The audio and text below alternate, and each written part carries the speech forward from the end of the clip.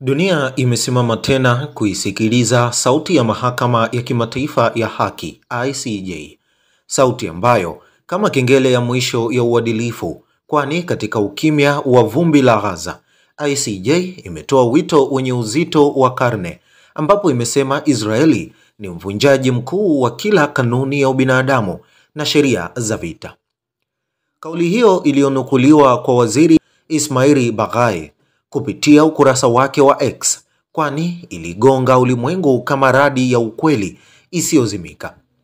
Mahakama imekumbusha wajibu wa Israeli kuhakikisha kwamba Wapalestina wanaoishi chini ya ukaliaji wake hawazuiliwi kupata mahitaji ya msingi ya uhai, maji, chakula, dawa na matumaini. Ilisema taarifa hiyo. Ni wito uliojaa maumivu na maadili, kwani ICJ haikutoa tu uamuzi wa kisheria, bali ilizungumza kwa sauti ya ubinadamu uliolala kwenye vifusi. Hata katika vita, na maoni hayo yanasema kimya na njaa si silaha, ni doa la aibu kwa roho ya mwanadamu. ICJ ilirejelea tena msimamo wake wa awali kuwa ukaliaji wa ardhi ya Palestina ni kosa la kisheria, kitendo kinachochafua uso wa sheria za kimataifa. Lakini kama upepo unaovuma jangwani bila kubadilisha mwelekeo wa mchanga, Baghai ameongeza kwa ukali, utawala wa Israeli umeendelea kupuuzia maamuzi haya yote, ukikanyaga haki kwa miguu ya kivita, alisema Baghai. ICJ na mahakama ya uhalifu wa kimataifa ICC zimeungana zikiibua mashtaka makubwa ya kihistoria, yaani uhalifu wa kivita, uhalifu dhidi ya ubinadamu pamoja na mauaji ya kimbari. Itakumbukwa kuwa siku chache zilizopita katika anga ya mbali ya Pretoria, Rais Cyril Ramaphosa aliinua sauti ya Afrika Kusini tarehe 15 Oktoba, sauti isiyoogopa, isiyozeeka, yenye kumbukumbu za ukandamizaji. Ilisikika ikisema, usitishaji wa mapigano hautazima kesi yetu.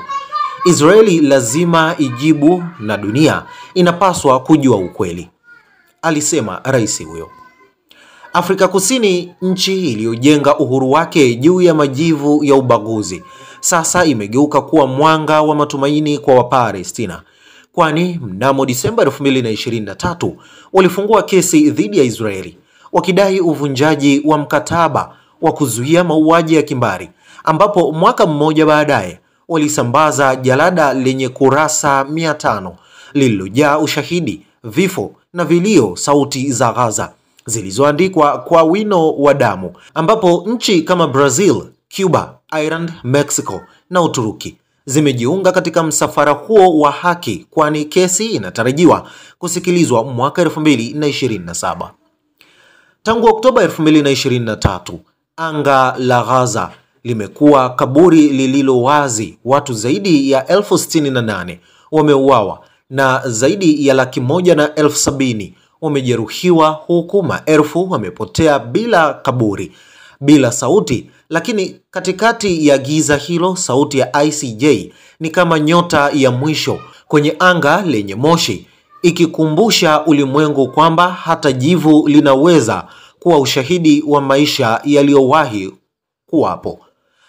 Kwa baadhi ni maneno ya kisheria tu, lakini kwa mama anayembeba mtoto wake kwenye kifusi, kwa daktari anayehudumia hospitali isiyo na dawa, kwa mtoto anayejifunza kuhesabu kwa mawe badala ya vitabu, ICJ ni tumaini kwamba dunia bado inaweza kusikia.